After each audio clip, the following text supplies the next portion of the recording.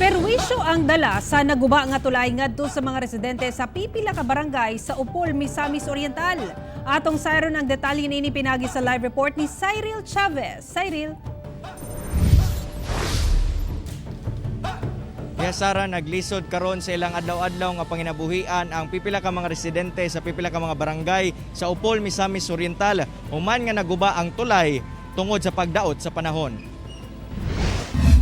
Tungod sa sagunson nga kusog nga ulan nga nasinati sa mga miaging adlaw, Hunyo 20 nahugmak ang sobra na pulo ka tuig na nga tulay sa barangay Bagukbok sa Upol, Misamis Oriental. Kung kaniadto paspas nga makatabok ang mga residente pinaagi niining tulay, apan human nga naguba kini, perwisyo na ang hatod sa ilang kinabuhi.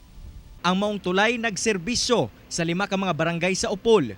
Kining si Nanay Victoria Canoy, napugos na lamang sa pagpasan sa iyang pinalit ug mutabok sa sapa aron makaabot sa ilang panimalay.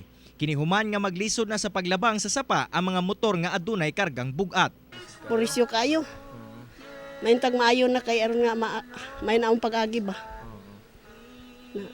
Lisod kaya nakadugang. Lisod nakadugang sa paliton pa ang kinalanon na bayad na sa tabok-tabok sa tubig.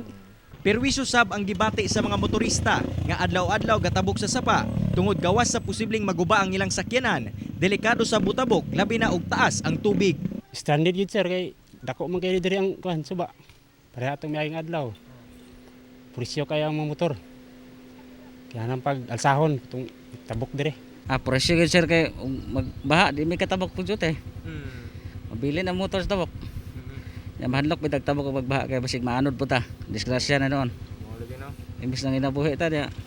Madisgrasya na noon ta.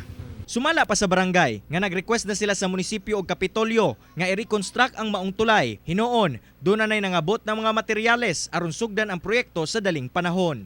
Gahapon, deliver rin sila og hangtod karon dala pag dugang culvert. Dini gani si Engineer Yamaro, yang gikuan, yang gitanaw sa ang kuan dito. Kaysa may nagman dito sa mong area. Sara, hangyo karon sa barangay ingon man sa LGU ngadto sa mga apektadong residente ang dugang pagsabot tungod matod pa ilahan ang ginalihok aron paspas nga matukod pagbalik ang tulay. Sara. Okay, daghang salamat, Cyril Chavez.